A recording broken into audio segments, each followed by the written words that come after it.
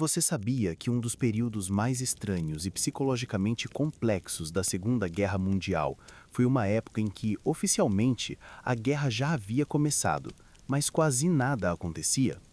Imagine milhões de pessoas segurando a respiração coletivamente por 8 meses. É um estado de ansiedade tão bizarro que, honestamente, você provavelmente não sobreviveria não pela guerra em si, mas pela pura agonia da espera. Como ficar 8 meses esperando o resultado de um exame médico muito, muito ruim. Antes de se ajeitar de vez, reserve um instante para curtir e se inscrever no canal. Isso, é claro, se o conteúdo for do seu agrado e realmente fizer sentido para você. Conte-nos também de onde você nos acompanha e qual o horário aí agora. Agora, diminua as luzes, talvez ligue um ventilador para criar aquele zumbido suave de fundo e vamos começar a jornada desta noite juntos.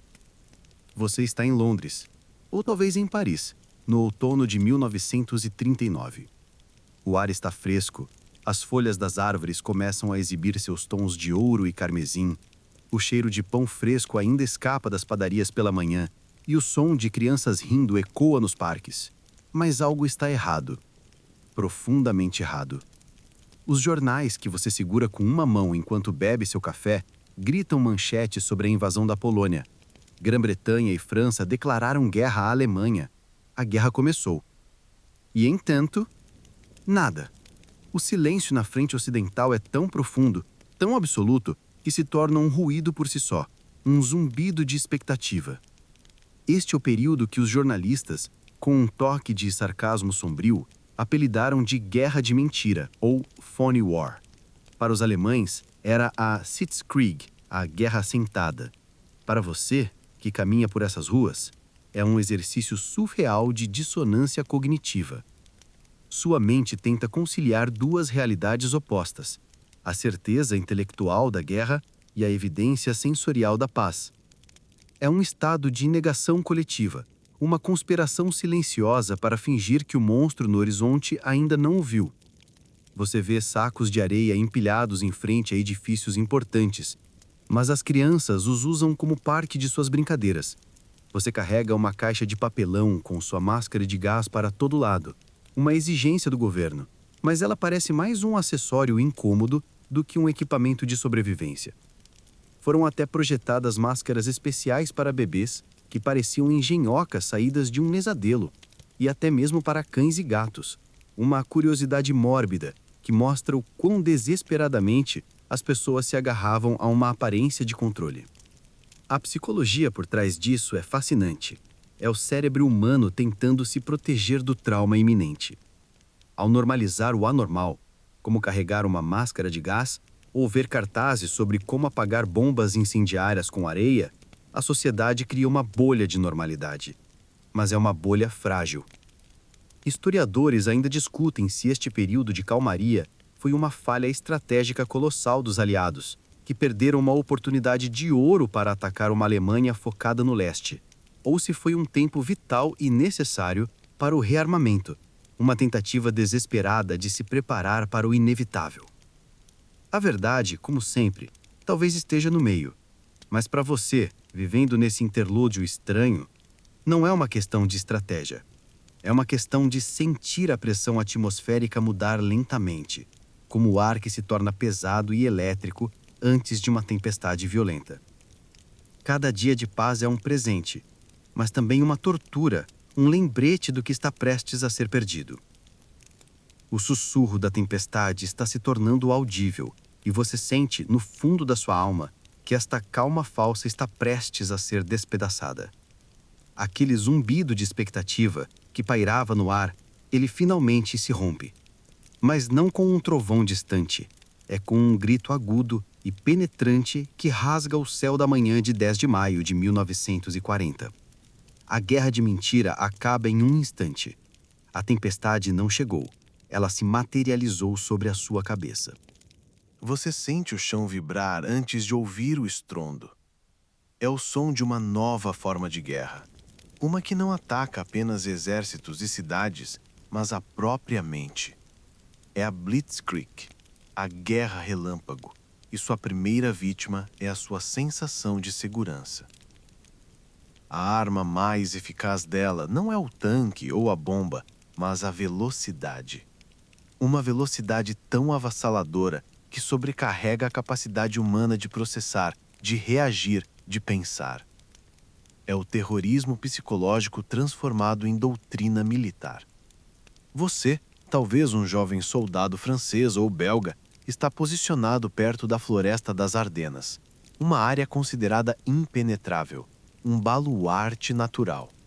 A confiança repousa sobre a linha Maginot, aquela maravilha da engenharia, uma fortaleza de concreto e aço que deveria sangrar o exército alemão até a morte, como na guerra anterior. Mas o ataque não vem onde você espera.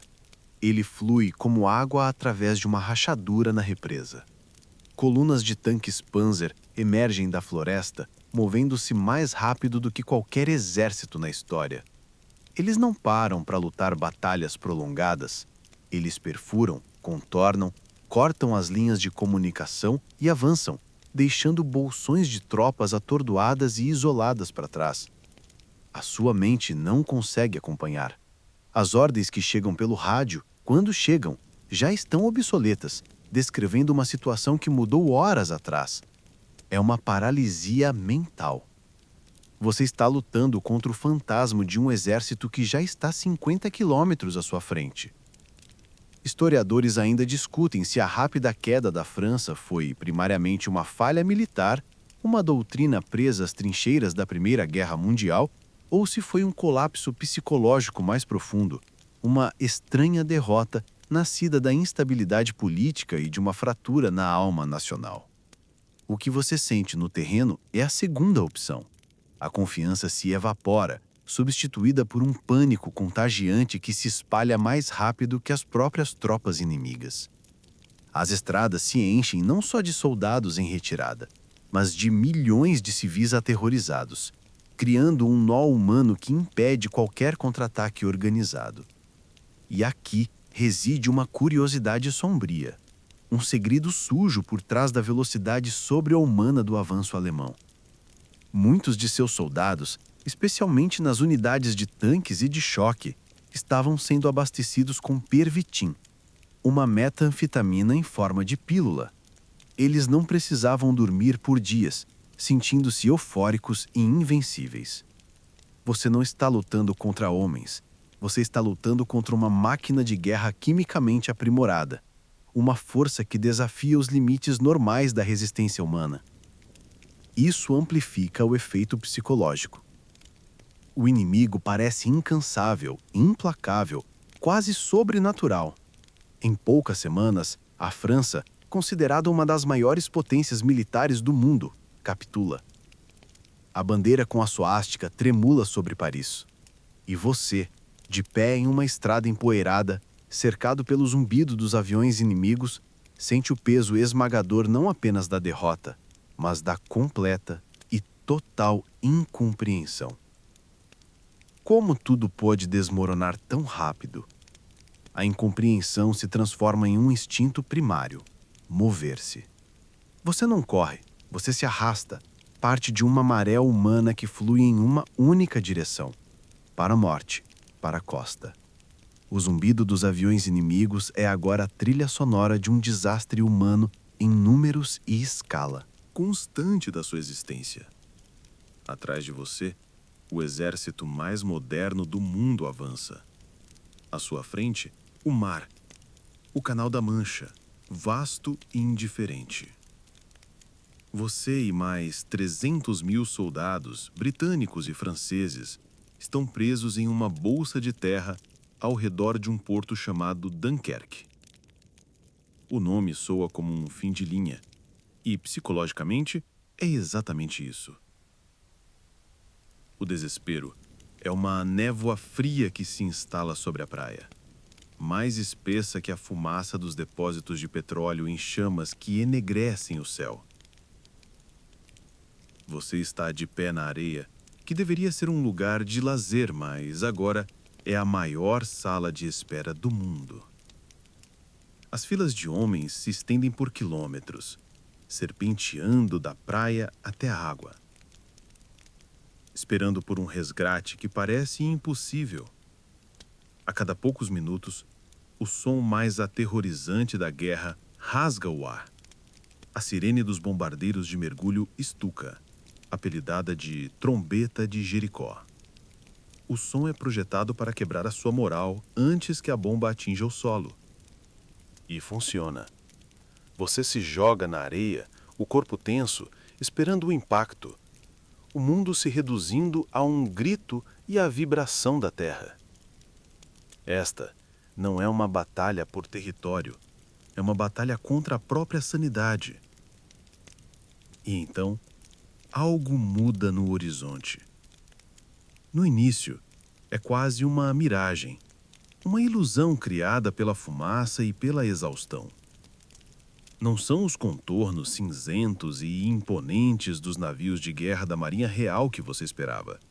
São pequenos pontos, de todas as formas e tamanhos.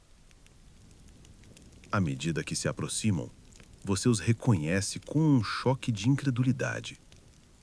São iates de recreio, barcos de pesca, balsas de rio, rebocadores, veleiros, uma flotilha heterogênea e absurda, tripulada não por marinheiros uniformizados, mas por civis de suéter, pescadores com as mãos calejadas, advogados de fim de semana que nunca navegaram em águas mais perigosas que o estuário do Tâmisa. É a Operação Dínamo, mas para você parece um milagre profano. Este é o momento em que a psicologia do desespero se inverte. Quando não há mais nada a perder, a esperança mais improvável se torna uma tábua de salvação. A engenhosidade civil, o espírito de desenrascanço, floresce no solo mais infértil. Você vê um barco de pesca com o nome Tamzin se aproximar da praia, seu capitão grisalho gritando instruções com uma calma surreal em meio ao caos.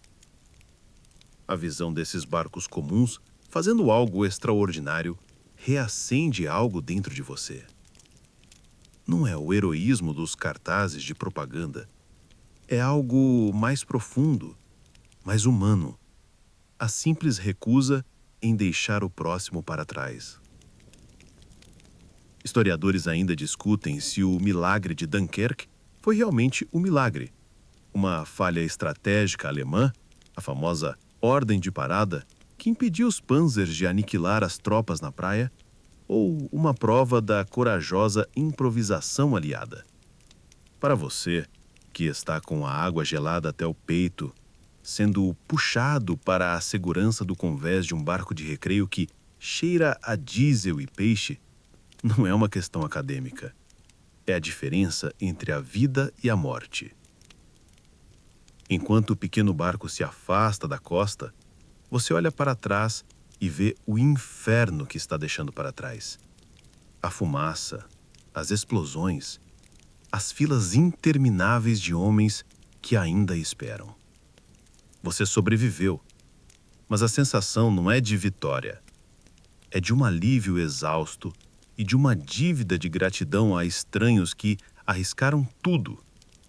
A guerra está longe de terminar, mas pela primeira vez em semanas, a esperança tem um sabor real. A gratidão que você sentiu naquele barco de resgate se transforma em uma nova forma de ansiedade assim que pisa em solo inglês. Você escapou da armadilha, mas a guerra o seguiu para casa. Agora o campo de batalha não é uma floresta distante ou uma praia estrangeira. É o céu azul sobre a sua cabeça. Você se pega olhando para cima constantemente, o pescoço doendo. O céu de verão, que deveria ser um símbolo de paz e tranquilidade, agora é um quadro de ansiedade. Durante o dia, você vê os traços de condensação, os rabiscos brancos deixados por caças em alta altitude duelando a 30 mil pés. São como arranhões de giz em uma luz azul, belos e mortais. A guerra se tornou um espetáculo distante e aterrorizante. Agora, você está em um desses rabiscos. O cockpit de um Spitfire ou de um Hurricane o envolve como um caixote de metal e acrílico. O cheiro é uma mistura de óleo quente, combustível de alta octanagem e seu próprio suor frio. Suas mãos enluvadas seguram o manche com uma força que deixa seus nós dos dedos brancos. A vibração do motor Merlin à sua frente é um rugido constante no seu peito, um batimento mecânico. No rádio, vozes estaladas e ofegantes reportam o contato "Bandidos às 11, acima!" E então você os vê. Pontos no horizonte que rapidamente se transformam nas cruzes negras da Luftwaffe. O seu mundo se encolhe para o tamanho do seu visor de mira. A psicologia do combate aéreo é uma dança brutal entre a caça e a presa. A adrenalina é tão intensa que o tempo parece dilatar e contrair. 1 segundo de desatenção é a morte. Você manobra, sentindo a força G esmagando-o no assento, o sangue drenando de sua cabeça, sua visão escurecendo nas bordas. O som do seu próprio canhão é um rasgo de lona, violento e satisfatório. Você vê pedaços se soltando da asa de um Messerschmitt, seguido de um rastro de fumaça preta. É um momento de triunfo selvagem, seguido imediatamente por uma varredura desesperada do céu, procurando a próxima ameaça. Mas a adrenalina tem um preço. Quando você aterriza, a exaustão lhe atinge como uma onda. Você olha para os seus companheiros na cantina, os pilotos que Churchill logo chamará de os poucos, e vê faces que deveriam estar em salas de aula, não em cockpits. São garotos com uma expectativa de vida de poucas semanas.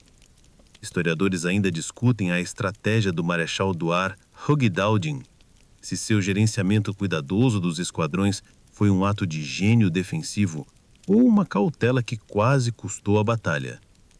Para você, cada ordem para decolar é mais uma rodada de roleta russa. Enquanto isso, em terra, a nação segura a respiração. Com o anoitecer, vem o som mais temido, o lamento pulsante da sirene de ataque aéreo. Começa a Batalha de Grã-Bretanha e logo o Blitz. A Luftwaffe, frustrada em sua tentativa de destruir a Força Aérea Real, volta sua fúria para as cidades. É aqui que uma curiosa peça de propaganda nasce. O governo começa a promover a ideia de que comer canotas ajuda a enxergar no escuro, uma forma engenhosa de encobrir sua nova e secreta vantagem, o radar. O público abraça a ideia, mas uma pequena rotina para criar uma sensação de controle em meio ao caos. Você, em seu abrigo, ouve o zumbido sinistro dos bombardeiros, seguido pelo assovio de uma bomba caindo. E talvez, como uma canota, um pequeno ato de desafio. Você olha para o céu noturno, cortado pelos faixos dos refletores, e sabe que os únicos que estão entre sua casa e a aniquilação são aqueles poucos rapazes, cansados, nos seus caixotes de metal, duelando na escuridão lá em cima. O lamento da sirene se torna o toque de recolher da sua nova vida. Não há tempo para pensar. O corpo reage por instinto, um reflexo condicionado pelo medo.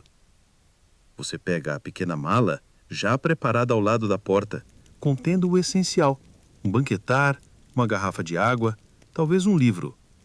A rotina é tão praticada que se torna uma dança. Torna um balé sombrio e apressado. Você desce as escadas, junta-se ao fluxo de vizinhos nas ruas escuras, todos se movendo em direção a uma mesma entrada para as entranhas da Terra. A estação de metrô. O ar na superfície está frio e cheira a fumaça distante. Ao passar pelos portões da estação, uma lufada de ar quente e denso o atinge. É o cheiro de humanidade, de suor, de chá barato, de desinfetante e do pó de concreto úmido. Você não está mais em uma estação de trânsito.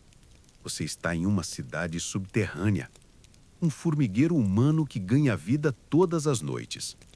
As plataformas, antes apenas um lugar de espera por um trem, agora são divididas por linhas de giz, pequenos territórios familiares demarcados no chão frio. Você encontra o seu lugar, desenrola o seu cobertor e se senta, as costas contra a parede de azulejos frios. Ao seu redor, a vida continua em uma imitação surreal da normalidade. Crianças dormem enroladas em casacos. Um grupo joga cartas sob a luz fraca de uma lanterna. Alguém sintoniza um rádio e a voz calma de um locutor da BBC se mistura com o som de um bebê chorando e o constante murmúrio de conversas. Este é o novo normal. O cérebro humano, em sua busca incansável por estabilidade, consegue transformar até mesmo este inferno em um lar. A mente se adapta de maneiras notáveis. O som estrondoso de um trem passando a poucos metros de você na via expressa, que antes o faria pular, agora é confortante. É um som familiar, um som daqui de baixo. É o som lá de cima que aterroriza. Um baque surdo, profundo, que reverbera através da argila de Londres, fazendo chover poeira do teto curvo. Nestes momentos, as conversas param. Todos olham para cima, por um instante, em um silêncio coletivo. E então, lentamente, a vida recomeça. É um pacto não dito de continuar. Historiadores ainda discutem se o famoso espírito do Blitz foi uma realidade genuína sentida por todos ou uma construção da propaganda, uma narrativa útil para manter a moral elevada. Para você, aqui embaixo, não é uma questão de espírito heróico, é uma questão de sobrevivência mútua, de pequenos atos de gentileza. Compartilhar um pedaço de biscoito, ler uma história para a criança de um vizinho ou simplesmente oferecer um sorriso cansado. É nesse ambiente que surgem curiosidades da organização humana. No início, abrigar-se era um ato espontâneo, mas logo o governo interveio, instalando beliches de metal de 3 andares, numerados, transformando o caos em um dormitório organizado. Foram criadas bibliotecas improvisadas nas plataformas, e voluntários passavam com carrinhos de chá e pães doces, os Tube Refreshment Specials. Criou-se uma comunidade com suas próprias regras e ritmo. Você aprende a dormir apesar do barulho, a encontrar conforto na presença de centenas de estranhos, todos unidos pela mesma ameaça invisível lá em cima. Ao amanhecer, a sirene do Tudo Limpo soa, seu lamento longo e contínuo quase musical. Lentamente, como toupeiras, vocês emergem para a luz do dia, piscando, para ver o que a noite deixou para trás. Mais um prédio em ruínas, mais uma cratera na rua. E você vai para o trabalho, sabendo que em poucas horas o balé sombrio recomeçará. Enquanto você se abrigava no subsolo de Londres, sentindo as vibrações da guerra acima, o mapa do conflito se desenrolava numa escala que a sua mente mal consegue compreender. Em 22 de junho de 1941, o foco da guerra muda drasticamente. Agora você não está mais na defensiva. Você é o invasor. Você é um soldado alemão, parte da maior força de invasão que a história já viu, avançando para o leste. A Operação Barbarossa. O nome soa grandioso, quase mítico. E nos primeiros meses, a realidade parece corresponder à lenda. Você avança por uma paisagem de uma vastidão esmagadora. As planícies da Ucrânia e Bielorrússia se estendem até um horizonte que nunca chega. O sol de verão é implacável. O ar pesado com a poeira levantada por 3 milhões de homens, milhares de tanques e incontáveis caminhões. O cheiro é de grama seca, diesel e a fumaça de vilarejos distantes. A velocidade é inebriante, uma repetição da Blitzkrieg que esmagou a França. Exércitos soviéticos inteiros são cercados e aniquilados. A vitória parece não só possível, mas inevitável, prometida para antes do Natal. Mas esta guerra é psicologicamente diferente daquela no Oeste. Você foi doutrinado por anos para acreditar que esta não é uma guerra contra outra nação, mas uma cruzada, uma Vernichtungskrieg, uma guerra de aniquilação. Você foi ensinado que está lutando contra o bolchevismo judaico, contra Untermenschen, ou sub-humanos. Isso cria uma brutalidade sistêmica. A Convenção de Genebra parece um documento de um planeta diferente. Entretanto, há uma dissonância perturbadora. Os prisioneiros que você vê, com seus rostos famintos e assustados, não parecem os monstros da propaganda. Eles parecem os agricultores da sua própria vileja. A mente luta para reconciliar a ideologia com a humanidade que está bem na sua frente. E então o verão morre. A chuva chega, transformando a poeira em um mar de lama primordial que engole caminhões, cavalos e a própria esperança. O avanço, antes um relâmpago, agora se arrasta. E depois da lama vem o verdadeiro inimigo. Um inimigo para o qual você não tem equipamento, nem treinamento, nem defesa psicológica. O inverno russo. Primeiro é apenas um freu cortante. Depois se torna algo vivo, uma entidade malevolente. O frio que congela o óleo em seus tanques, transformando-o em mel grosso. O aço de sua arma que queima sua pele nua como um ferro em brasa. Você não recebeu roupas de inverno. O alto comando, na sua arrogância, assumiu que a guerra já teria acabado. Você usa jornais sob o uniforme para se aquecer e olha com inveja para os casacos de pele acolchoados dos seus inimigos. Aqui está uma curiosidade que revela o abismo entre o plano e a realidade. Muitos soldados alemães receberam pequenos guias de conversação com frases em russo, como "Onde fica a prefeitura?" ou "Levante as mãos." Eram guias para governar um povo conquistado. A realidade que você enfrenta é a política de terra arrasada de Stalin e o surgimento de partisãs, civis que lutam nas florestas, transformando cada quilômetro de território conquistado em uma traiçoeira armadilha. Historiadores ainda discutem furiosamente se a decisão de Hitler de invadir a União Soviética foi o erro fatal, um produto de sua arrogância ideológica que abriu uma guerra em duas frentes que ele não poderia conquistar, ou se, do ponto de vista nazista, era uma aposta inevitável e necessária. Para você, congelando numa trincheira improvisada, olhando para as dumas distantes de Moscou, esta discussão é irrelevante. O relâmpago congelou no ar. A euforia se foi, substituída por um medo roedor e frio. A guerra contra o Exército Vermelho foi interrompida. A verdadeira guerra, a guerra contra o próprio inverno, apenas começou. O frio que congelou o avanço alemão nas portas de Moscou agora se torna a sua prisão. Você não é um soldado no campo de batalha. Você é um civil em Leningrado. O cerco se fechou como um punho de ferro ao redor da cidade. No início, há uma espécie de desafio coletivo, uma crença de que o Exército Vermelho romperá. Cerco em questão de semanas. Mas as semanas se transformam em meses. O outono cede lugar a um inverno de uma ferocidade lendária. E com o frio, vem um inimigo mais íntimo e implacável: a fome. A fome não chega como uma tempestade. Ela se infiltra. Começa como uma preocupação. Depois se torna uma obsessão. Sua ração de pão, o pilar da sua sobrevivência, encolhe a cada semana.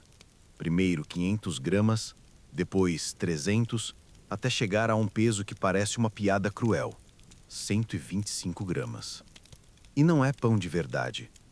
É uma substância esponjosa e escura, misturada com serragem, farelo de sementes e pó de celulose para dar volume. Você aprende a dividi-la em migalhas para durar o dia todo. cada mordida um ato calculado de sobrevivência. Sua mente, antes ocupada com trabalho, arte ou amor, agora tem apenas um pensamento central: um sol negro em torno do qual todo o resto orbita. Comida. As conversas com os vizinhos não são mais sobre o tempo ou a guerra, mas sobre receitas fantasmagóricas de refeições passadas. Você sonha com banquetes com uma vivacidade que o tortura ao acordar.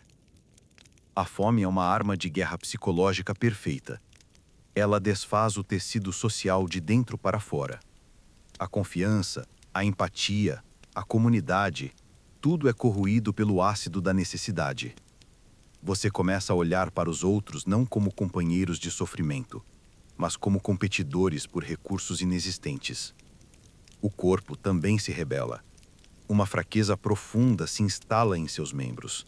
Subir um lance de escadas se torna uma expedição heróica. O frio é uma dor física constante, pois não há gordura corporal para isolá-lo. Historiadores e psicólogos ainda debatem a extensão em que as estruturas sociais em Leningrado se desintegraram completamente. Ou se, mesmo no pior momento, bolsos de altruísmo e resistência psicológica como orquestras que continuavam a tocar para audiências esqueléticas representavam um último bastião contra a desumanização. Você vê os dois lados. Vê atos de crueldade desesperada por uma crodeia de pão, mas também vê estranhos compartilhando suas últimas migalhas. Em meio a esse pesadelo, há uma história de sacrifício quase inconcebível. A poucos quarteirões de onde você treme de fome, um grupo de cientistas do Instituto Vavilov de Indústria Vegetal está travando sua própria batalha silenciosa. Eles são os guardiões de uma das maiores e mais diversas coleções de sementes e tubérculos do mundo, um tesouro genético para a agricultura futura. Ao longo do cerco de 872 dias, enquanto a cidade morria de fome ao redor deles, esses botânicos se recusaram a comer um único grão de arroz ou uma única batata de sua coleção. Eles montaram guarda, em turnos, para proteger as sementes de ratos e de pessoas desesperadas. Vários deles morreram de inanição, literalmente cercados por quilos e quilos de comida. Eles escolheram a morte para que a agricultura mundial pudesse ter um futuro. É um testemunho dos limites da mente humana, não em sua capacidade de quebrar, mas em sua capacidade de suportar o insuportável em nome de um ideal. Você sobrevive dia após dia, um espectro assombrando uma cidade de gelo, não sabendo se a única coisa que o mantém vivo é a esperança ou apenas o hábito. Longe do inverno congelado de Leningrado, a milhares de quilômetros de distância, você se encontra em um lugar que parece um sonho. É domingo, 7 de dezembro de 1941. Você é um jovem marinheiro americano em Pearl Harbor, no Havaí. O sol da manhã é quente e suave em sua pele. O ar é perfumado com o cheiro de flores tropicais e da maresia salgada. A água do porto é de um azul profundo e tranquilo, refletindo os contornos cinzentos e majestosos dos navios de guerra da Frota do Pacífico, alinhados, em um lugar que foi apelidado de Corredor dos Encouraçados. É um cenário de paz e poder despreocupado. A guerra na Europa e na China é algo que você lê nos jornais, uma tragédia distante, um filme em preto e branco acontecendo em outro planeta. Aqui, a única batalha do dia é decidir se iria à praia ou jogar uma partida de beisebol. Você está no deck, talvez terminando o café da manhã, quando ouve um zumbido baixo no céu. Não é o som familiar dos aviões de treinamento americanos. Este é diferente, mais agudo. Então vêm os baques duplos à distância. Exercícios? Um acidente? A mente humana tem uma capacidade incrível de buscar a explicação mais mundana primeiro. É um mecanismo de defesa contra o pânico. Mas então, um avião passa baixo, tão baixo que você pode ver o rosto do piloto. E na asa, um círculo vermelho e sólido. O sol nascente. O cérebro não processa, ele se recusa, e então o mundo explode. O que se segue não é uma batalha. É um massacre orquestrado. O ataque foi desenhado não só para destruir navios, mas para induzir um estado de choque psicológico. A surpresa é a arma principal. Em minutos, o paraíso se transforma em um inferno de fumaça preta e oleosa e chamas alaranjadas. Você se joga no chão de aço quando o som de torpedos atingindo cascos, de bombas explodindo e de metralhadoras rasgando o ar se torna uma cacofonia ensurdecedora. O momento mais cataclísmico é a explosão do USS Arizona. Uma bomba perfura seus decks e detona o paiol de munição. O navio se ergue da água e se parte em uma bola de fogo que consome mais de 1.000 homens em um piscar de olhos. A onda de choque o atinge no peito. É o som do fim da inocência de uma nação. O trauma inicial é instantâneo e profundo. Mas o trauma, ao invés de paralisar, galvaniza. A raiva e o desejo de vingança se fundem em uma identidade coletiva de determinação de uma hora para outra. O gigante adormecido, como diria o almirante japonês Yamamoto, foi despertado. Historiadores ainda discutem acaloradamente se o governo americano e o próprio presidente Roosevelt tinham inteligência suficiente para prever o ataque e o permitiram acontecer para unificar um país relutante em entrar na guerra. Independente da verdade, o efeito foi o mesmo. Um país dividido na sexta-feira tornou-se um país unido e furioso na segunda-feira. Em meio ao caos aéreo, uma guerra mais silenciosa e estranha acontecia sob as águas. A marinha japonesa havia lançado 5 submarinos anões, de 2 homens cada, para se infiltrarem no porto e lançarem torpedos. Um deles foi avistado e afundado por um contradestruidor americano mais de 1 hora antes do ataque aéreo começar. Foi um dos primeiros tiros da guerra, um aviso que foi perdido na burocracia e na descrença daquela manhã fatídica. A imagem desses pequenos caixotes de aço deslizando furtivamente sob a superfície do paraíso adiciona uma camada de pavor claustrofóbico ao ataque. Você, coberto de óleo e sujo, ajuda a resgatar sobreviventes da água em chamas. Você não sente mais a paz preguiçosa da manhã. Você sente o bacíssimo do propósito côlido e duro. O mundo mudou para sempre.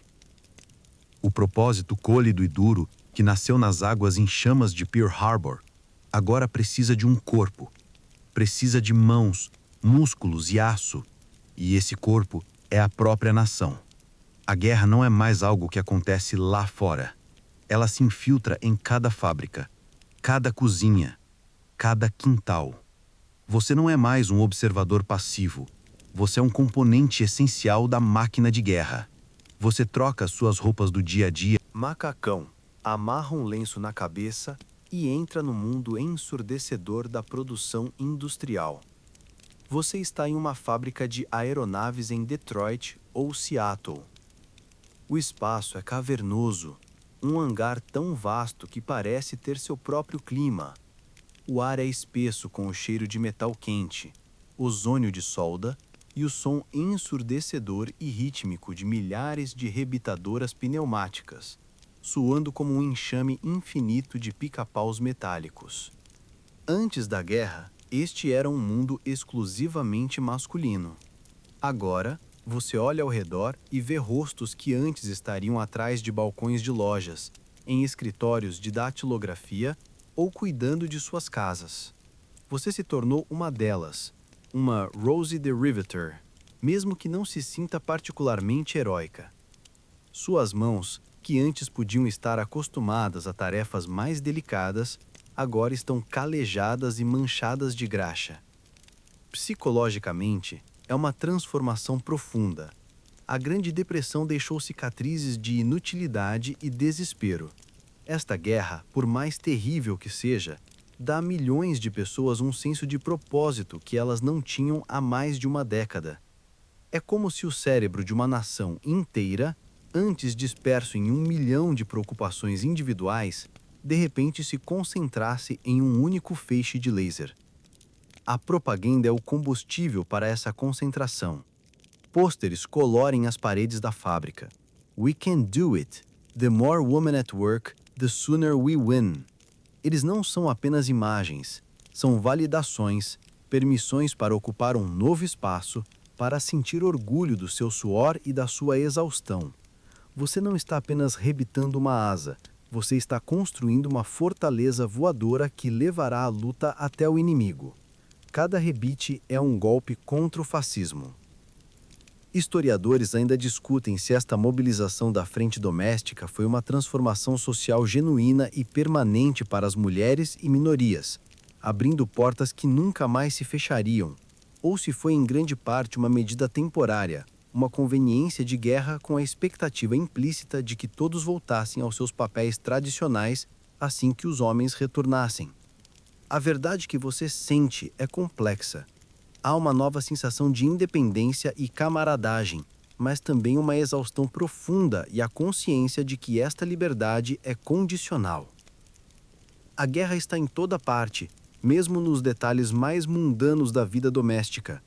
Uma das curiosidades mais estranhas do esforço de guerra é a campanha de coleta de gordura de cozinha. Você guarda diligentemente a gordura de bacon usada em uma lata, não para cozinhar depois, mas para levá-la a um ponto de coleta. Por quê? Porque a gordura contém glicerina, um componente vital para a fabricação de explosivos. Seu café da manhã está de uma forma muito real, sendo transformado em munição. A guerra conecta sua cozinha ao campo de batalha. Ao final de um turno de 12 horas, você volta para casa, o corpo doendo, os ouvidos zumbindo. Mas antes de dormir, talvez você olhe pela janela e imagine a asa que ajudou a construir, voando alto sobre o Pacífico ou a Europa, uma pequena parte de você na imensidão da luta. Enquanto a América constrói sua força em terra, uma batalha vital e desesperada acontece em silêncio sob as ondas cinzentas e agitadas do Atlântico Norte. Você não está mais no barulho de uma fábrica. Você está no silêncio opressivo do mar. Você é um marinheiro mercante a bordo de um navio de carga lento e pesado, parte de um convoio que se arrasta da América para a Grã-Bretanha. Sua carga não é gloriosa. Não são tanques ou aviões. São latas de comida, fardos de lã, barris de petróleo, a matéria-prima da sobrevivência. E por causa disso, você é um alvo. A vida a bordo é uma mistura de monotonia entorpecente e terror paralisante. Por dias você não vê nada além do mar interminável e dos outros navios do convoio, balançando no ritmo das ondas, como uma manada de animais lentos e vulneráveis. O som constante é o gemido do casco do navio e o assobio do vento. Mas sua mente está sintonizada com outro som. Um som que talvez nunca venha, mas que você espera a cada segundo. O ping de um contratorpedeiro de escolta detectando algo nas profundezas. A ameaça é invisível. É a psicologia da caça submarina. Você está sendo perseguido por lobos que não pode ver. Os U-boats alemães, as matilhas de lobos do almirante Donitz, assombram estas rotas marítimas. O medo é claustrofóbico, mesmo em ar aberto. Você sente o peso de quilômetros de água escura e cria sobre você. Qualquer lugar pode esconder um predador. Você não dorme direito. Cada rangido do navio, cada som incomum o faz pular. Você olha para o mar, tentando discernir a forma sutil de um periscópio cortando as ondas, até que seus olhos ardem. É uma paranoia que se infiltra em sua alma. E então acontece. Geralmente à noite. Um clarão laranja ilumina o horizonte, seguido segundos depois de um estrondo profundo que você sente no seu peito. Outro navio do convoio foi atingido. Você vê sua silhueta negra contra as chamas, inclinando em um ângulo impossível. Não há gritos, só o rugido do fogo e o som distante da sua estrutura se partindo. Você vê pequenos pontos no oceano, botes salva-vidas, se tiverem sorte. E você continua navegando. O protocolo do convoio é rígido e brutal. Não pare para resgatar. Parar faria de você um alvo fácil. É uma das decisões mais desumanas da guerra, mas necessária para a sobrevivência do todo. Historiadores ainda debatem qual foi o fator decisivo para virar a maré na Batalha do Atlântico. Foi a quebra do código Enigma alemão que permitiu aos aliados redirecionar os convoios? Foi o desenvolvimento de novas tecnologias como o radar centimétrico e as cargas de profundidade aprimoradas? Ou foi simplesmente a esmagadora capacidade industrial americana de construir navios mais rápido que os U-boats conseguiam afundá-los? Para você, a bordo de um desses navios, a virada é imperceptível. A tensão nunca diminui. Uma das curiosidades mais surpreendentes desta batalha silenciosa foi o desenvolvimento da luz difusa.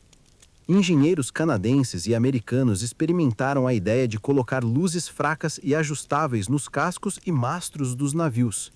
A ideia contraintuitiva era que, em certas condições de crepúsculo ou de noites com luar, as luzes poderiam corresponder ao brilho do céu, tornando a silhueta do navio quase invisível contra o horizonte. Uma tentativa bizarra de usar a luz como camuflagem na escuridão.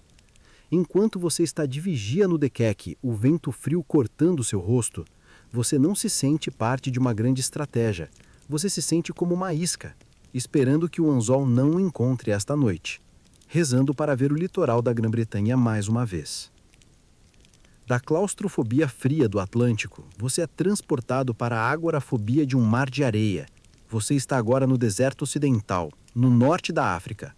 O calor é um inimigo físico, palpável. Durante o dia, o sol é uma fornalha branca no céu, transformando o seu tanque em um forno. O metal é quente demais para ser tocado com a pele nua. O ar que você respira parece queimar seus pulmões. À noite, a temperatura despenca e o frio do deserto o congela até os ossos. O deserto não tem cobertura. Não há florestas para se esconder, nem cidades para guarnecer. É um tabuleiro de xadrez vasto e vazio, onde a guerra se torna um jogo de movimento e engano. A psicologia da guerra no deserto é estranha. A vastidão e a dureza do ambiente criam um inimigo comum para ambos os lados. Isso gera um respeito relutante, quase um código de cavalheirismo entre o Afrika Korps alemão de Rommel e o 8º Exército Britânico. As batalhas são ferozes, mas depois, às vezes, um lado deixa latas de água para o outro, perto de um veículo danificado. É como se a luta contra o próprio deserto fosse tão grande que a luta entre os homens se tornasse secundária. Você luta contra homens que o matariam em um instante, mas que também compartilham a mesma miséria do calor, da sede e das moscas. O engano se torna uma forma de arte. Com tão poucos pontos de referência, a percepção visual é facilmente manipulada. Você participa da criação de exércitos fantasmas. Caminhões são equipados com estruturas de madeira e lona para se parecerem com tanques à distância. Canos de esgoto são montados em jipes para simular peças de artilharia. Um oleoduto falso é construído por quilômetros, não para levar água, mas para fazer o inimigo acreditar que uma ofensiva virá de uma direção completamente diferente. É uma guerra de ilusionistas. A Operação Bertram, antes da Batalha de El Alamein, foi talvez o maior ato de mágica da guerra, convencendo Rommel de que o ataque principal viria do sul, quando, na verdade, estava planejado para o norte.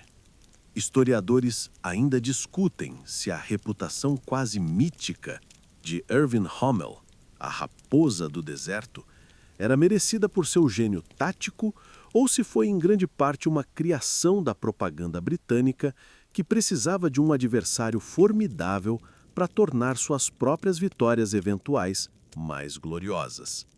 Para você, enfrentando suas táticas no campo, Rommel parece muito real.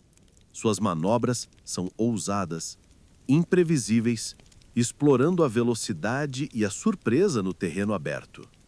Uma das táticas mais engenhosas e psicologicamente aterrorizante usada no deserto era o canhão de 88 milímetros.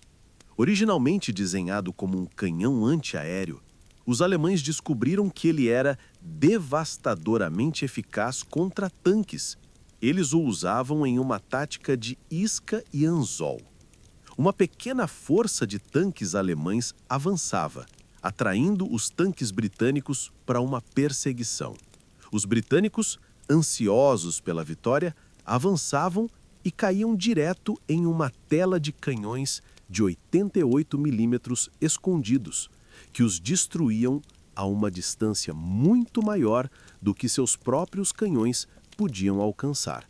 A curiosidade aqui é que a reputação do 88 se tornou tão lendária que às vezes os artilheiros alemães simplesmente acendiam fogueiras e usavam ventiladores para criar nuvens de poeira, simulando o disparo de uma bateria de 88s e fazendo com que as tripulações de tanques aliadas recuassem ou parassem, paralisadas pelo medo de uma arma que nem estava lá. Você rasteja pela areia, o suor escorrendo para seus olhos, num mundo onde você não pode confiar no que vê, lutando contra um inimigo que você respeita e teme na mesma medida. Da vastidão seca do deserto, você é lançado na imensidão azul e úmida do Oceano Pacífico. O tabuleiro de xadrez mudou, mas o jogo de engano e risco atingiu seu ápice. Você está na ponte de comando de um porta-aviões americano, o USS Enterprise ou o Yorktown, em junho de 1942. O navio range e balança sob seus pés um pequeno pedaço de território soberano no meio do nada. Ao seu redor, o mar se estende até um horizonte perfeitamente plano e vazio. Você é um alvo flutuante e sua frota está terrivelmente em desvantagem numérica contra a armada japonesa que se aproxima. A psicologia a bordo não é de confiança, mas de uma tensão elétrica, a de um jogador de pôquer que apostou tudo em uma única mão. A aposta é baseada em um segredo sussurrado nos corredores silenciosos das estações de escuta e criptonálise. A Marinha dos Estados Unidos conseguiu que quebrasse parcialmente o código naval japonês, o JN-25. Você sabe com um grau razoável de certeza que a frota japonesa está a caminho de atacar um alvo que eles chamam de AF. Mas o que é AF? É o Havaí de novo? É a costa oeste? A incerteza é uma tortura? A liderança aposta que a AF é o atol de Midway, um posto avançado vital. Mas como ter certeza? É aqui que uma das mais elegantes peças de desinformação da guerra é executada. Uma curiosidade que revela a beleza da contra-espionagem. Para confirmar a aposta, o comando americano ordena que a guarnição em Midway envie uma mensagem de rádio não codificada reclamando que sua usina de dessalinização de água está quebrada. É uma isca. Pouco tempo depois, as estações de escuta americanas interceptam uma mensagem codificada japonesa para seu próprio alto comando, informando que a AF está com pouca água. A atrapada funcionou. O blefe foi confirmado. Agora, você sabe para onde eles estão indo e você pode preparar uma emboscada. Você navega para um ponto a nordeste de Midway, um pedaço de oceano vazio apelidado de Pont Luck, e espera. A espera é a pior parte.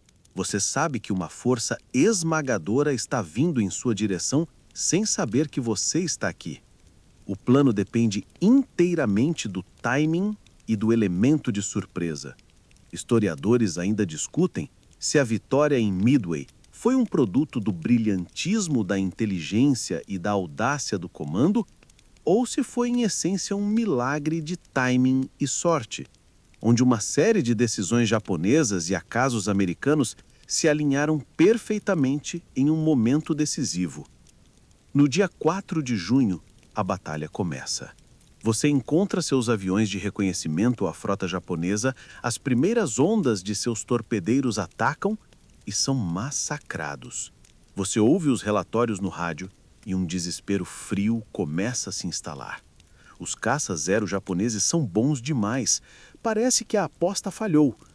Mas então, no momento exato em que os caças japoneses estão no nível do mar, terminando com seus torpedeiros, e os porta-aviões japoneses estão com os seus convéses vulneráveis, repletos de bombas e combustível, enquanto rearmam os seus aviões para um segundo ataque, o milagre acontece. Alto, muito alto, o céu se enche de bombardeiros de mergulho Dauntless americanos que chegam, por acaso, no local e no momento perfeitos.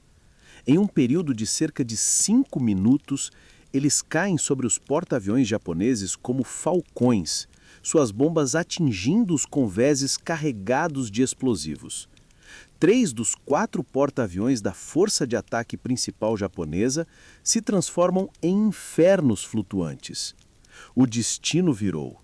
Em 5 minutos, o curso da guerra no Pacífico mudou para sempre. Dos 5 minutos que mudaram o Pacífico, você é jogado em 6 meses que definiram a guerra na frente oriental. O calor tropical é substituído pelo frio brutal e o cheiro de ruínas. Você não está mais em um navio, mas rastejando sobre uma montanha de escombros que um dia foi uma cidade chamada Stalingrado. A cidade, que leva o nome do próprio líder soviético, tornou-se um símbolo. E por causa disso, nem Hitler, nem Stalin podem recuar. A batalha transcendeu a lógica militar. Tornou-se um duelo de vontades, uma luta de prestígio com um custo humano inimaginável. Você é um soldado, talvez alemão no início, avançando com uma confiança que logo se desfaz, ou talvez russo, defendendo sua terra natal, Ferocidade nascida do desespero. A paisagem é surreal. Não há ruas, apenas corredores de destroços. Não há edifícios, apenas esqueletos de concreto e tijolo, que servem como fortalezas improvisadas. Esta é Aratenrig, a Guerra de Ratos. Você não luta por cidades ou campos, mas por um andar de um prédio, por uma sala, por um porão. O inimigo está em todo lugar e em lugar nenhum. Acima de você, no andar de cima. Abaixo de você, nos esgotos. Atrás de uma parede a poucos metros de distância. A psicologia desta guerra urbana é claustrofóbica e paranoica. A expectativa de vida de um novo soldado na linha de frente é medida em horas. O som dominante não é o de explosões distantes, mas o estalo agudo e próximo de um rifle de precisão. Stalingrado foi o paraíso dos snipers. A batalha se tornou uma série de duelos individuais. Você aprende a nunca correr em espaços abertos, a nunca passar 2 vezes pela mesma janela, a ver cada pilha de entulho como um possível esconderijo mortal. O silêncio é tão aterrorizante quanto o barulho, pois significa que um atirador está pacientemente esperando você cometer um erro. É neste ambiente que surge a famosa Ordem número 227 de Stalin, imortalizada pelo slogan "Nenhum passo para trás". A ordem autorizava a criação de tropas de bloqueio da NKVD, a polícia secreta, posicionadas atrás das linhas de frente soviéticas, com ordens para atirar em qualquer soldado que tentasse recuar. Historiadores ainda debatem a eficácia real dessas tropas de bloqueio. Foram elas que forçaram a resistência desesperada? Ou o heroísmo soviético foi impulsionado principalmente pelo patriotismo e pelo ódio ao invasor? Para você, um soldado soviético, a mensagem é clara. A morte certa está à sua frente, nas mãos dos alemães. E a morte certa está atrás de você, nas mãos dos seus próprios compatriotas. A única opção é avançar. No meio deste inferno, uma curiosidade tática surge da própria paisagem. Os defensores russos, sob o comando do general Chuikov, desenvolveram a tática de abraçar o inimigo. Eles mantinham suas linhas de frente o mais próximo possível das linhas alemãs, às vezes a apenas uma granada de distância. A lógica era brutalmente eficaz. Se eles estivessem perto demais dos alemães, a Luftwaffe e a artilharia alemã não poderiam bombardear as posições russas sem arriscar atingir suas próprias tropas. Era uma tática de sobrevivência que exigia uma coragem sobre-humana e uma tensão nervosa constante. Com o passar dos meses, o Exército Vermelho lança a Operação Urano, uma manobra de pinça maciça que cerca todo o 6º Exército Alemão dentro da cidade. Agora, os caçadores se tornaram a caça. O inverno chega, e a fome e o frio que assombraram os russos em Leningrado agora se voltam contra seus inimigos, presos em uma cidade de fantasmas, com a vontade de ferro de seus defensores se provando mais forte que o aço de seus tanques. Enquanto exércitos se chocam em Stalingrado, você trava uma guerra completamente diferente. Uma guerra sem uniformes, sem linhas de frente e sem o barulho da artilharia. É uma guerra travada em sussurros, em olhares fugazes, em mensagens escondidas no salto de um sapato. Você se tornou um membro da resistência. Talvez na França ocupada, na Polônia ou na Noruega. Sua vida, que antes era singular e transparente, agora está fraturada em duas. Existe a sua identidade pública, o padeiro quieto, a bibliotecária discreta, o operário de fábrica, e a sua identidade secreta, a sua verdadeira identidade. A psicologia de viver essa vida dupla é um fardo mental esmagador. O medo se torna seu companheiro constante, uma corrente fria sob a superfície de cada interação. Cada soldado alemão que passa por você na rua, cada vizinho conhecido por suas simpatias colaboracionistas é uma ameaça em potencial. Você aprende a controlar sua expressão, a manter um rosto neutro enquanto seu coração martela no peito. A paranoia é uma ferramenta de sobrevivência. Você analisa cada palavra, cada gesto. Uma frase descuidada, um momento de fraqueza, não significa apenas a sua morte, mas a morte de toda a sua célula, de amigos e familiares. Suas ações são pequenas, mas carregadas de um peso imenso.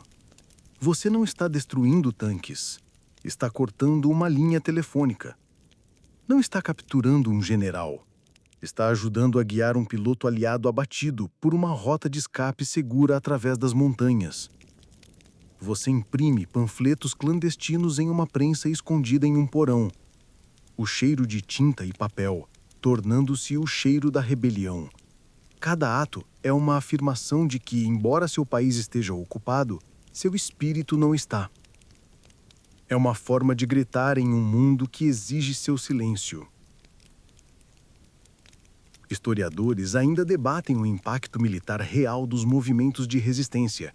Foram eles uma força de combate significativa que desviou recursos alemães vitais, ou seu principal valor foi psicológico, mantendo a chama da esperança acesa para as populações subjugadas e fornecendo inteligência crucial para os aliados? Para você, a questão é irrelevante. Você não faz isso por estratégia. Você faz isso porque a alternativa, a passividade, a aceitação, é psicologicamente insuportável. É neste mundo sombrio da espionagem que algumas das mais criativas e estranhas tulhas de guerra são desenvolvidas. O SOA britânico, Executivo de Operações Especiais, se tornou um ministério de guerra suja, projetando todo tipo de parafernália para os seus agentes. Ratos mortos eram esvaziados e recheados com explosivos plásticos para serem deixados em depósitos de carvão, onde seriam jogados nas fornalhas das locomotivas, causando explosões. Carvão explosivo, que parecia idêntico ao real, cumpria a mesma função. Canetas que disparavam uma única bala, cachimbos que escondiam transmissores de rádio, excremento de mula falso feito de plástico para esconder minas em estradas. A guerra secreta tinha um toque de absurdo macabro. Você aprende a usar uma caixa de correio mordo, um tijolo solto no muro, um buraco numa árvore, para passar mensagens sem nunca encontrar seu contato cara a cara. Você ouve as transmissões codificadas da BBC, esperando pelas mensagens pessoais, que na verdade são ordens para sua célula. A moula cava ao amanhecer. Ou o chapéu de Jim está no cabide. Frases sem sentido para milhões de ouvintes, mas que para você significam vida ou morte. Uma ordem para sabotar uma ferrovia ou para se esconder imediatamente. Você vive nas sombras, uma existência de medo e coragem silenciosa. Uma pequena engrenagem na vasta máquina invisível que trabalha para minar o inimigo de dentro para fora.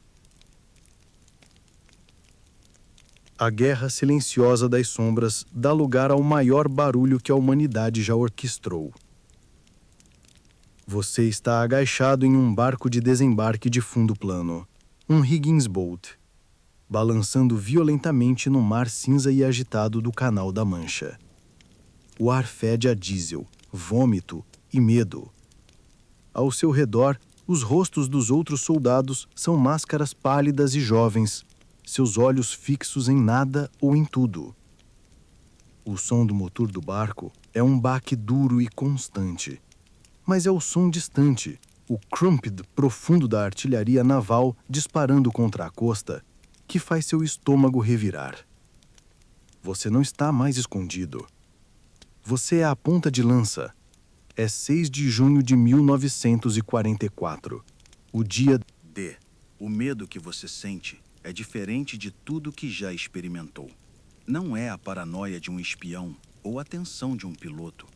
É o medo primal e absoluto da presa se aproximando de um matadouro. O barco bate em um banco de areia com um solavanco violento, e o sargento grita palavras que você mal consegue ouvir sobre o rugido crescente da batalha. A rampa da frente cai, e o inferno se abre. O som de metralhadoras MG-42, apelidadas de Serra de Hitler, rasga o ar. É uma parede de chumbo. O mundo se dissolve em caos, gritos e o choque gelado da água salgada enquanto você mergulha, o peso do seu equipamento quase o afogando. Você luta para chegar à praia, um trecho de areia apelidado de Omaha, que rapidamente se torna um campo de extermínio. Mas enquanto você luta pela sua vida, um soldado em um universo de dor, você é parte de uma invasão muito maior. Uma que começou meses antes e aconteceu inteiramente na mente do inimigo. A sua própria sobrevivência depende do sucesso da Operação Fortitude, a maior campanha de engano da história. Os aliados criaram um exército fantasma inteiro, o primeiro grupo de exércitos dos Estados Unidos, FUSAG, sob o comando do famoso General Patton. Este exército tinha tanques infláveis, tinha aviões de madeira, tinha um tráfego de rádio falso e constante, discutindo planos de invasão em Pas-de-Calais, o ponto mais próximo entre a Inglaterra e a França. A inteligência alemã mordeu a isca. Mesmo enquanto você está sangrando na areia da Normandia, as divisões Panzer mais poderosas de Hitler estão esperando a verdadeira invasão em outro lugar. Sua aprovação é, de certa forma, a distração. Historiadores ainda discutem a eficácia do bombardeio aéreo e naval que precedeu o desembarque. Foi suficiente? Foi preciso? Em muitas praias, sim. Mas na sua, em Omaha, as nuvens e a fumaça fizeram com que as bombas caíssem longe no interior, deixando as defesas alemãs quase intactas. Você está pagando o preço por essa falha de cálculo. Em meio ao barulho ensurdecedor, uma curiosidade da noite anterior revela a psicologia do campo de batalha. Os paraquedistas americanos, lançados na escuridão atrás das linhas inimigas, receberam um pequeno brinquedo de criança de metal, um clicker. Um clique era respondido por 2 cliques. Clique-claque. Era um som simples, insignificante, mas na escuridão e confusão era a diferença entre atirar em um amigo ou encontrar um aliado. Uma ferramenta para cortar a paranoia, para criar confiança no meio do terror. Você não tem um clicker. Sua única comunicação é um movimento desesperado para frente, em direção às falésias. Lentamente, dolorosamente, fuzileiro por fuzileiro, o medo avassalador começa a se misturar com uma determinação sombria. Você não é mais apenas a isca. Você é o início da tempestade. O otimismo que se seguiu ao sucesso do dia D, a sensação de que a guerra na Europa terminaria antes do Natal, se desfaz no frio cortante da floresta das Ardenas. Você é um soldado americano, talvez um novato recém-chegado da retaguarda, posicionado em um setor considerado tranquilo. O inverno de 1944 é um dos mais frios já registrados. A neve é profunda, cobrindo as árvores altas em um silêncio fantasmagórico. A guerra parece estar em hibernação, mas é uma ilusão. O silêncio é uma mentira. No início da manhã de 16 de dezembro, o silêncio é estilhaçado por uma barragem de artilharia de uma intensidade que você jamais imaginou. A terra treme e as árvores explodem em estilhaços de madeira congelada.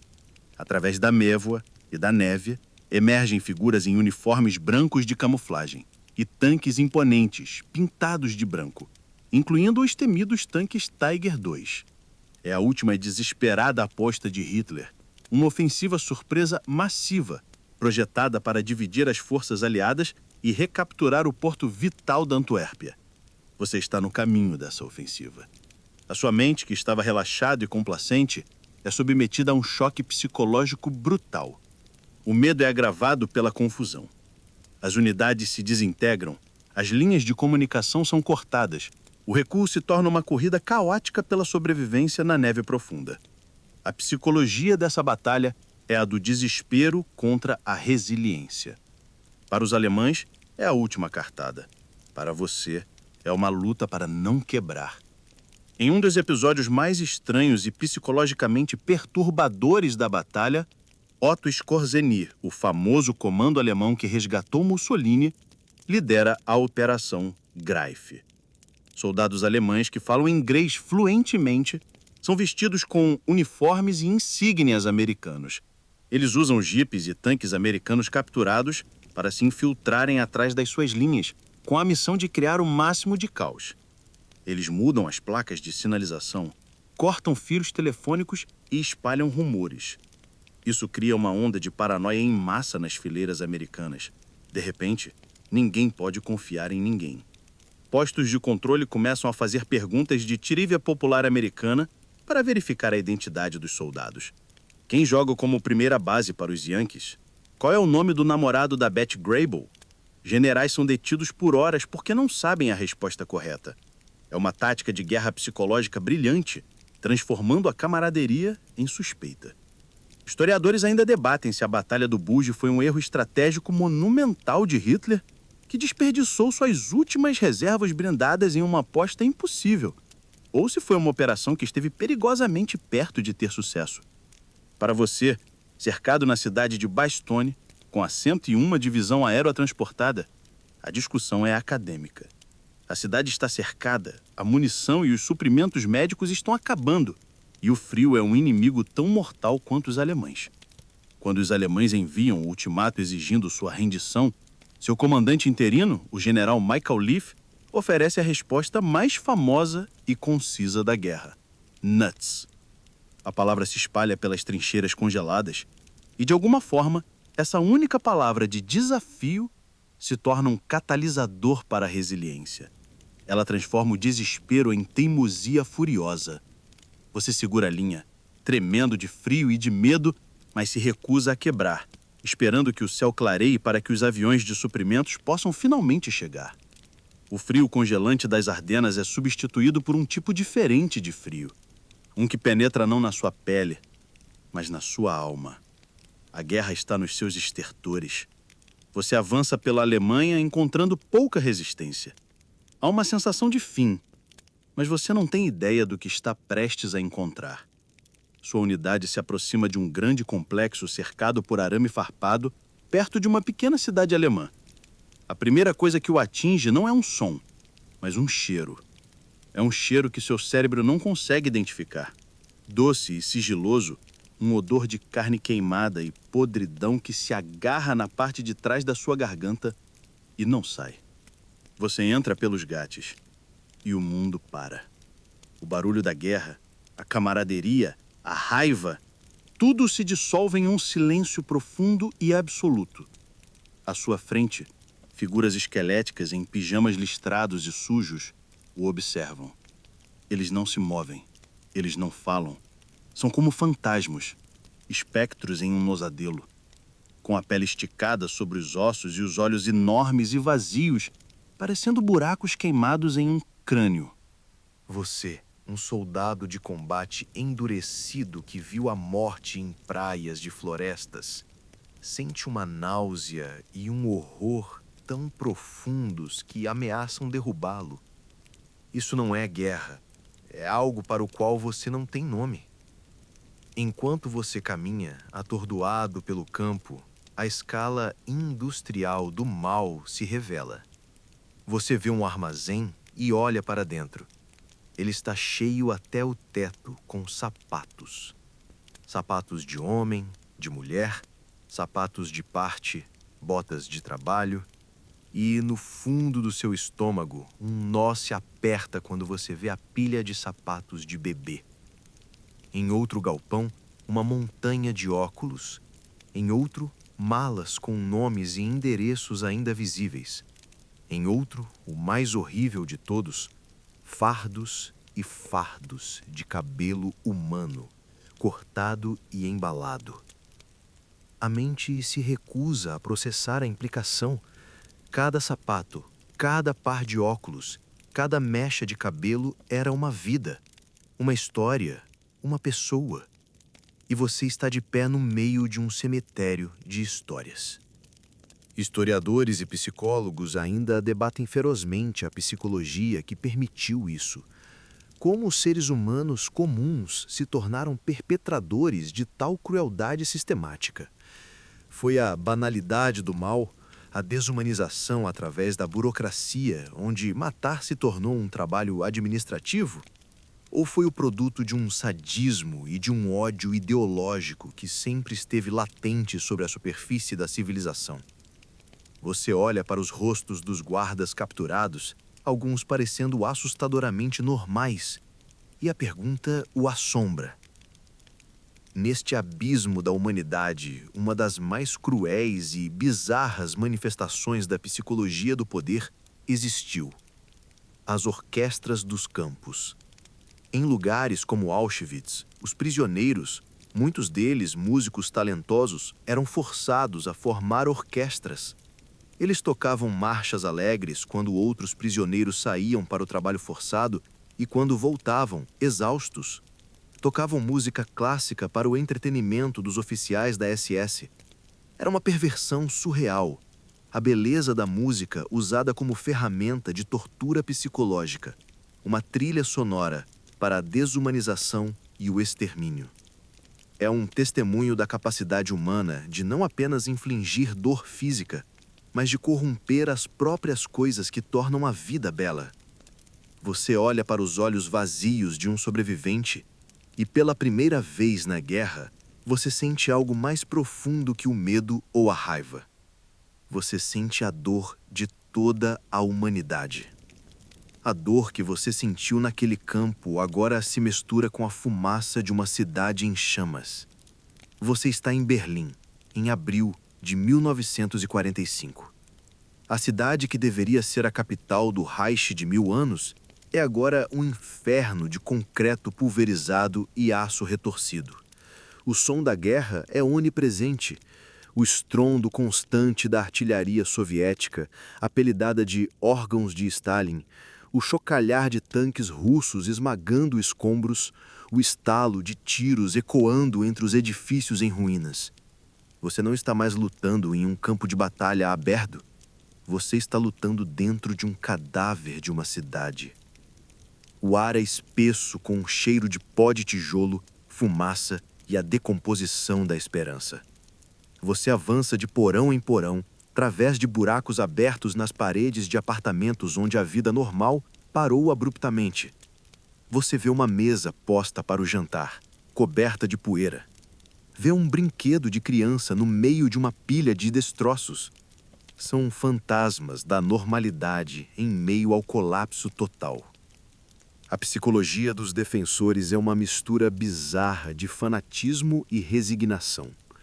Você luta contra meninos da juventude hitlerista com não mais que 12 anos, manejando Panzerfausts com uma ferocidade nascida da doutrinação.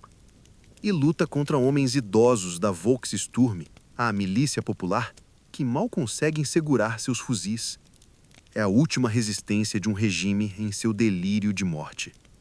Enquanto a batalha ruge acima, você desce para as entranhas da cidade, para os túneis do U-Bahn, o metrô. Aqui, um mundo subterrâneo existe. Milhares de civis se amontoam nas plataformas escuras e úmidas, recriando a cena de Londres durante o Blitz, mas com uma diferença crucial. Não há esperança de um tudo limpo. O inimigo não está apenas no céu, está nas ruas acima. E logo estará aqui embaixo. A atmosfera é de pavor silencioso. Então, em um dos atos finais e mais inexplicáveis de destruição, a SS, sob ordens diretas, dinamita os diques do canal Landwehr, inundando deliberadamente quilômetros de túneis de metrô.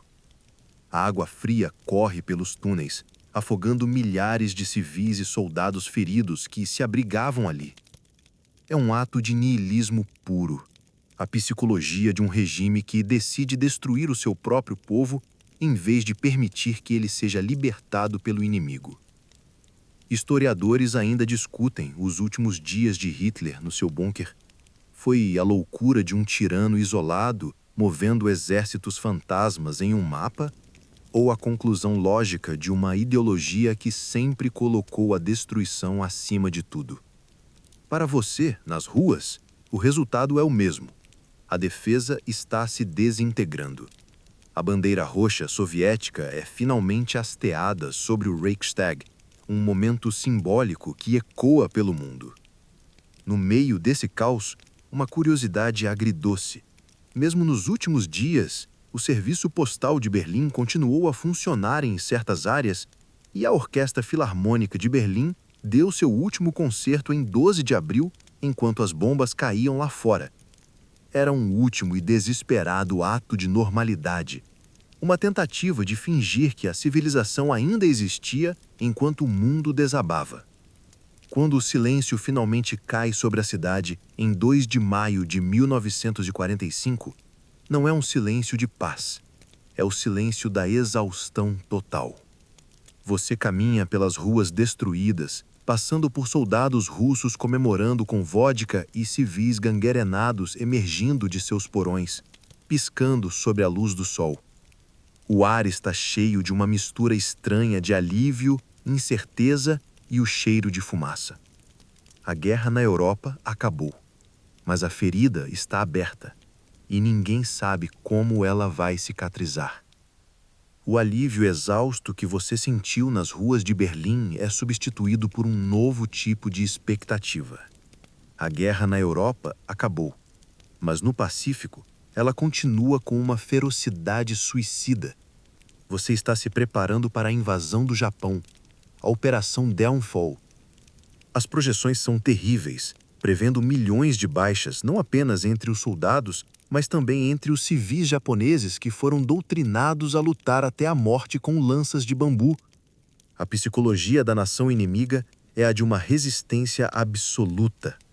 A guerra parece que vai se arrastar por mais um ano, talvez mais, em um banho de sangue sem precedentes. E então, em 6 de agosto de 1945, o mundo muda de uma forma que ninguém, exceto um punhado de cientistas e líderes, poderia ter previsto. Você ouve a notícia no rádio. Uma só bomba, lançada de um único avião, aniquilou uma cidade inteira, chamada Hiroshima. A notícia é recebida com uma mistura de incredulidade e júbilo. Uma bomba? Uma cidade? A mente não consegue compreender a escala. É como ouvir sobre um ato de Deus, não de um ato de guerra. 3 dias depois, acontece de novo, em Nagasaki. Agora, tente se colocar sob o clarão. Você é um cidadão em Hiroshima naquela manhã. O céu está claro e azul. A sirene de ataque aéreo soou, mas foi um alarme falso, apenas um avião de reconhecimento. O tudo limpo já foi dado. A vida volta ao normal. Você está a caminho do trabalho, ou talvez cuidando do seu jardim. De repente, há um clarão de luz, um pica Brilhante que 1000 sóis. Não é um clarão que você vê com os olhos. É um clarão que você sente com todo o seu ser. Antes que o som possa chegar, uma onda de calor incinera tudo em um raio de 1 quilômetro, transformando pessoas em sombras permanentes, gravadas no concreto. As famosas sombras da morte. A onda de choque que se segue pulveriza a cidade. E depois, uma chuva negra e oleosa começa a cair. A precipitação radioativa, envenenando aqueles que sobreviveram à explosão inicial. A psicologia dos sobreviventes, os Hibakusha, é um território desconhecido de trauma. Eles não apenas testemunharam a destruição total, mas carregam em seus corpos um medo invisível, uma doença que pode se manifestar anos depois. Eles são estigmatizados, temidos, portadores de uma maldição moderna. Historiadores até hoje travam o debate mais acalorado de toda a guerra. O uso da bomba atômica foi uma necessidade militar que salvou vidas ao evitar a invasão do Japão?